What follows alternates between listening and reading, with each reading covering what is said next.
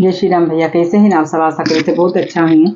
आप सबके बीच में एक नटका गीत प्रस्तुत करे जाते, आशा करते बहुत प्यारा लगे। आप सब कमेंट करके जरूर बताइए और मेरे वीडियो का फुल आवाज के साथ देखिए, सपोर्ट करें, लाइक करें, शेयर करें, मेरे चैनल का सब्सक्राइब करें। तो चलें आप सब सुने नटका गीत, बहुत सुंदर बा। रहिया घेर के हिरनिया, सिया जी से पूछे बचनिया।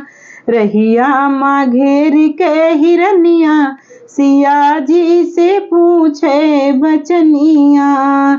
हे हो सखी हमें शंका है भारी, हे हो सखी हमें शंका है भारी। दुई दुई पुरुषवा में के कहे तो नारी। काहे धरु भेष जोगिनिया, सिया जी से पूछे बचनिया। काहे धरु भेष जोगिनिया, सिया जी से पूछे बचनिया। रहिया घेर के हिरनिया, सिया जी से पूछे बचनिया। गोरे बदन लक्ष्मण मोरे हैं देवर, गोरे बदन लक्ष्मण मोरे हैं देवर।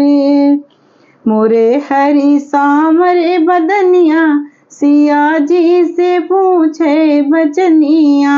मोरे हरि सामरे बदनिया, सिया जी से पूछे बचनिया। रहिया घेर के हिरनिया, सिया जी से पूछे बचनिया।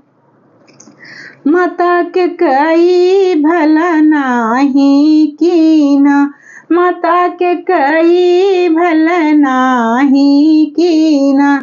14 बरस की ही बनबसिया, सिया जी से पूछे बचनिया। 14 बरस की ही बनबसिया, सिया जी से पूछे बचनिया। रहिया घेर के हिरनिया, सिया जी से पूछे बचनिया। रहिया घेर के हिरनिया।